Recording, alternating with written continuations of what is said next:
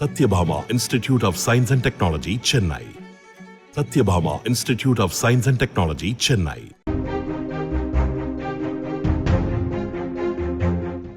மனைவியுடன் மட்டும் தாம்பத்தியம் கொள்ள முடியாத கணவரிடத்தில் இருந்து இளம் பெண்ணுக்கு விவாகரத்து வழங்கப்பட்டுள்ளது.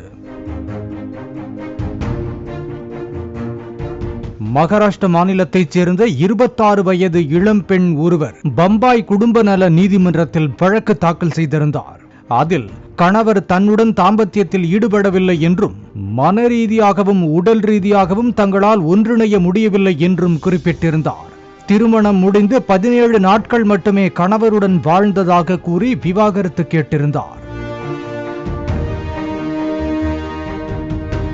இதையடுத்து அவரின் 27 வயது கணவர் தாக்கல் செய்த மனுவில் தன்னால் மனைவியுடன் மட்டும்தான் தாம்பத்தியம் வைத்துக் கொள்ள முடியவில்லை என்றும் தனக்கு ஆண்மை குறைவு இல்லை என்றும் கூறியிருந்தார்.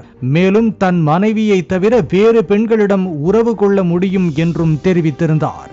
இதையடுத்து 2 நீதிபதிகள் அடங்கிய அமர்வு இந்த வழக்கை விசாரித்து விவாகரத்து வழங்கி உத்தரவிட்டது.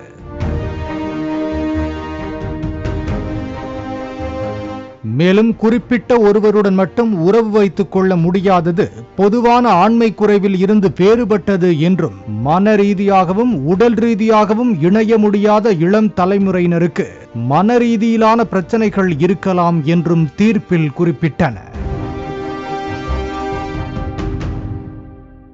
Satyabhama Institute of Science and Technology, Chennai. Satyabhama Institute of Science and Technology, Chennai.